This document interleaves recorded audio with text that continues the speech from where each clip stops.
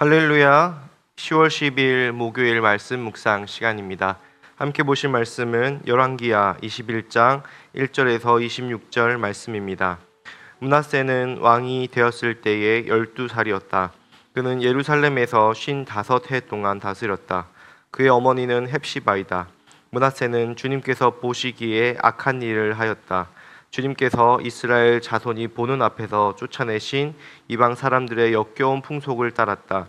그는 아버지 히스기야가 헐어버린 상단들을 다시 세우고 바알을 섬기는 제단을 쌓았으며 이스라엘 왕 아합이 한 것처럼 아세라 목상도 만들었다. 그는 또 하늘의 별을 숭배하고 섬겼다. 또 그는 주님께서 일찍이 내가 예루살렘 안에 나의 이름을 두겠다 하고 말씀하신 주님의 성전 안에도 이방 신을 섬기는 제단을 만들었다. 주님의 성전 안팎 두 뜰에도 하늘의 별을 섬기는 제단을 만들어 세웠다.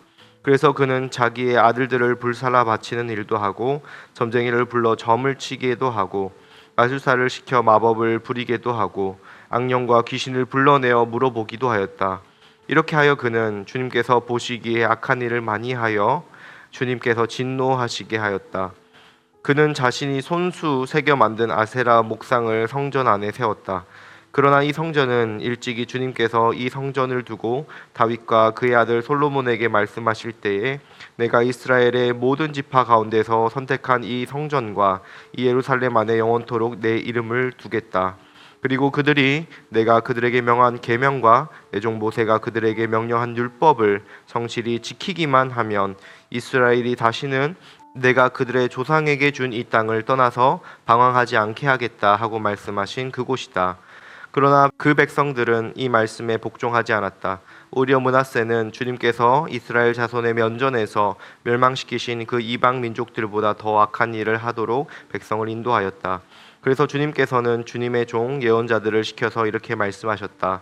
유다의 므낫세 왕이 이러한 역겨운 풍속을 따라 그 옛날 아모리 사람이 한 것보다 더 악한 일을 하고 우상을 만들어 유다로 하여금 죄를 짓도록 잘못 인도하였으므로 주 이스라엘의 하나님이 말한다. 내가 예루살렘과 유다에 재앙을 보내겠다. 이 재앙의 소식을 듣는 사람은 누구나 가슴이 내려앉을 것이다. 내가 사마리아를 잰 줄과 아합 궁을 달아본 추를 사용하여 예루살렘을 심판하겠다.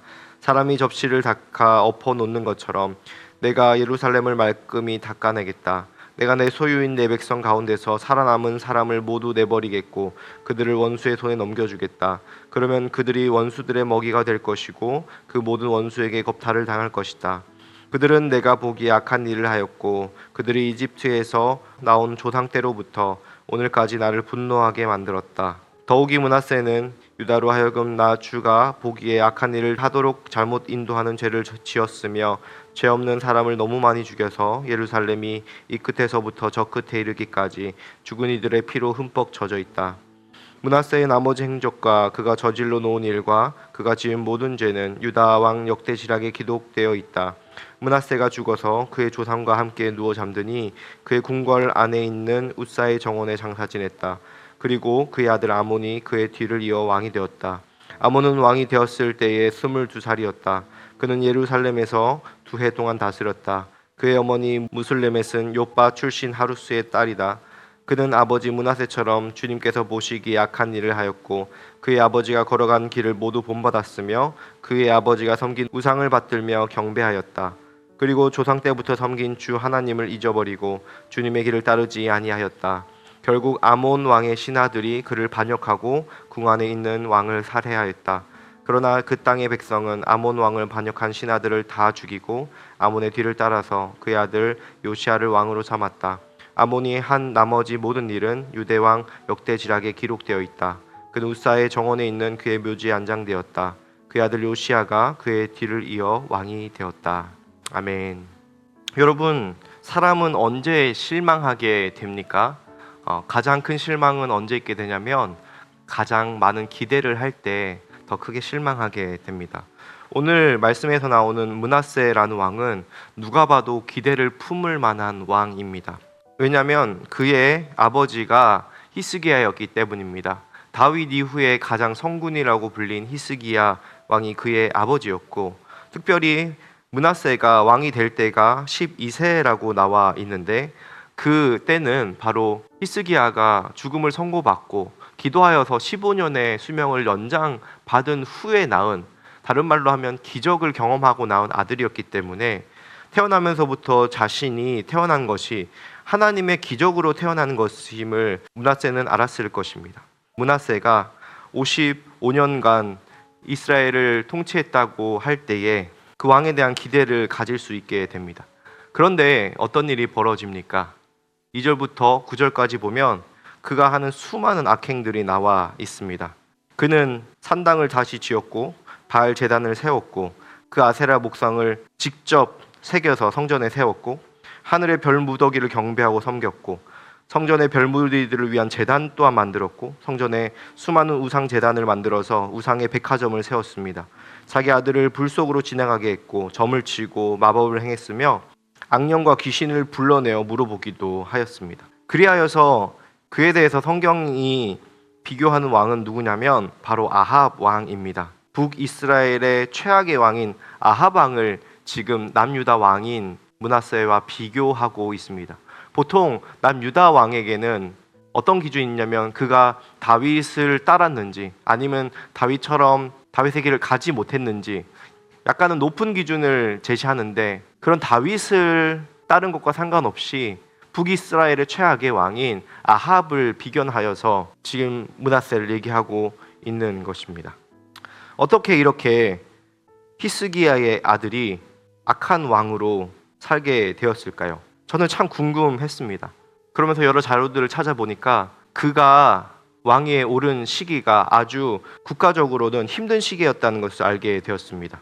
히스기야가 하나님 보시기에는 귀한 왕이었지만 그가 종교 개혁을 하면서 당시 경제의 중심지였던 산당들을 제거했습니다. 그리고 여러 신들을 척결했죠. 이것은 종교적인 청소뿐 아니라 그 종교와 함께 돌아가고 있던 경제 구조 또한 근간이 흔들리는 일이었습니다. 경제의 중심지였던 산당들이 제거되면서 백성들의 경제 사정이 얼어붙게 되었고 아수르가 침공을 하여서 다시 8개의 도성을 점령하고 나라도 지역도 완전히 축소되어 버렸습니다. 뿐만 아니었습니다. 아수르로 20만 명이 끌려갔기 때문에 인적 자원도 부족한 상황이었습니다. 그래서 어린 나이에 그가 왕위에 올랐을 때에 그가 할 수 있었던 것은 많지 않았을 것입니다. 당장 백성들의 굶고 있는 배를 채우기 위하여서 노력해야 했었고, 하나님의 원리에서는 어긋났지만 경제 동력을 회복하기 위하여서 민중들의 종교였던 우상 숭배를 장려하기 시작했습니다.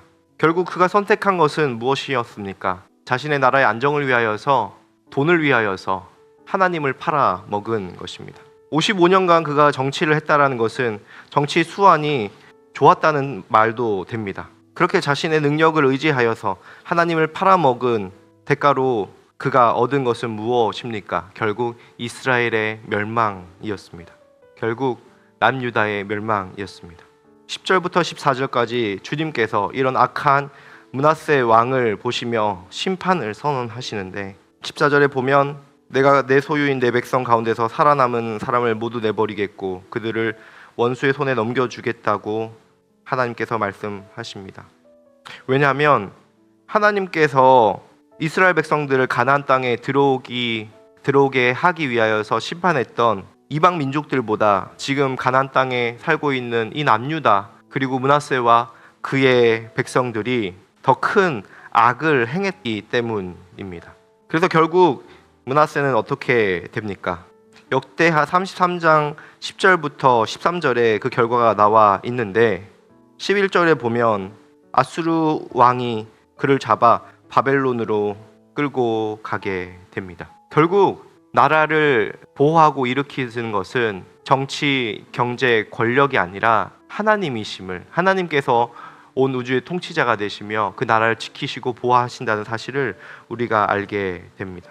사람들은 사람의 눈으로 다른 사람을 평가하고 왕들을 평가하지만 하나님께서 이스라엘의 왕들을 평가하신 기준은 무엇이었습니까? 바로 하나님의 말씀이었습니다. 그 말씀의 핵심인 신명기에 보면 므낫세가 심판받은 이유를 33장 10절에서 이렇게 얘기하는데, 여호와께서 므낫세와 그의 백성에게 이르셨으나 그들이 듣지 아니하므로. 여기서 듣다라는 말은 쉐마입니다. 쉐마가 무엇이냐면 바로 하나님께서 이스라엘에게 신명기 말씀을 주시면서 들으라 이스라엘아, 쉐마 이스라엘, 순종하라는 하나님의 말씀의 기준을 므낫세 왕이 듣지 않았기 때문에 결국 그가 바벨론의 포로가 된 것입니다. 여러분 오늘 우리가 기억해야 될 것은 무엇이냐면 어떤 상황과 환경 속에 여러 문제들이 있을 때에 그 문제를 해결하는 것은 우리의 힘과 노력으로 되는 것이 아니라 하나님만이 우리를 보호하실 수 있고 지킬 수 있다라는 것입니다.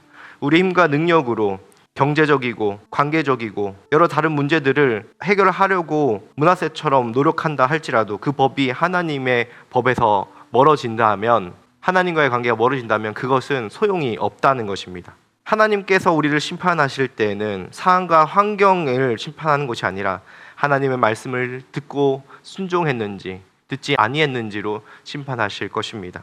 놀라운 사실은 무엇입니까? 그렇게 하나님의 뜻에 어긋난 므낫세가 하나님께 기도하는 장면이 나옵니다. 그가 환난을 당하여 그의 주 하나님 여호와께 간구하고 그의 조상들의 하나님 앞에 크게 겸손하여 기도하였으므로 그렇게 수많은 악을 행하여서 결국에는 심판받아 바벨론으로 잡혀갔는데 그가 그곳에서 깨닫고 주님께 겸손하여 기도하니 하나님께서는 어떻게 행하십니까? 주님께서 그 기도를 받으시고 그 간구하는 것을 들어주셔서 그를 예루살렘으로 돌아오게 하시고 다시 왕이 되어 다스리게 하셨다. 그제서야 므낫세는 주님만이 하나님이시라는 것을 깨달았다. 여러분, 하나님은 이렇게 악한 왕이라도 주님께 회개하며 돌아올 때에 다시 받아주시며 그가 회복될 수 있도록 기다려 주십니다. 만약 제가 하나님이라면 그런 므낫세를 당장 처벌했을 텐데 하나님은 그렇게 기다리시고 회개를 받으시고 그를 다시 왕으로 세우셔서 남은 6년간 이스라엘에서 왕 노릇을 할 수 있도록 허락하십니다. 그렇게 하나님께서 은혜와 자비를 베풀어 주셔서 얻는 결과는 무엇입니까? 그제서야 므낫세는 주님만이 하나님이시라는 것을 깨달았다. 결국 그 악한 왕 므낫세도 하나님이 진짜 하나님이심을 깨닫게 되는 것입니다. 여러분, 오늘 우리에게 주님께서 계속하여 말씀하십니다. 듣고 돌아오라고 얘기하십니다.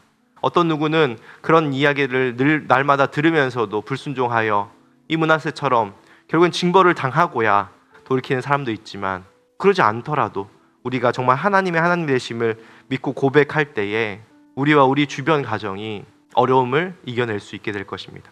눈에 보이는 모든 문제보다 더 큰 문제는 우리가 하나님과의 관계가 멀어지는 것입니다. 다른 말로 하면 어떤 문제가 있더라도 하나님과의 관계가 똑바르면 그 모든 문제들이 해결될 수 있다는 것입니다. 우리 모든 문제 해결되시는 주님을 의지하며 날마다 주님께 돌아가는 우리 함께하는 교회 성도님들과 이 말씀을 듣는 모든 이들 되시길 주님의 이름으로 축복합니다. 기도하겠습니다. 하나님, 참 감사합니다. 기대했던 므낫세가 처참한 왕국의 현실을 타개하기 위하여서 하나님을 버리고 세상의 방법으로 그 나라를 지키려고 했지만 결국엔 모든 것을 잃고 말았습니다. 돌이킬 수 없는 심판과 파멸의 길로 들어서게 되었습니다. 주님, 하나님께서 우리에게 허락하신 회개의 때가 있습니다. 그것이 오늘이 되게 하여 주시옵소서. 악한 므낫세 왕이라도 주님께 겸비하여 겸손히 회개할 때에 주님께서 그를 깨닫게 해주시고 받아주셨던 것처럼 오늘 예수 그리스도 안에서 사랑받고 용납받은 우리가 날마다 회개하며 주님께 돌아가는 주의 백성들이 다 되게 하여 주시옵소서. 감사드리며 예수님의 이름으로 기도합니다. 아멘.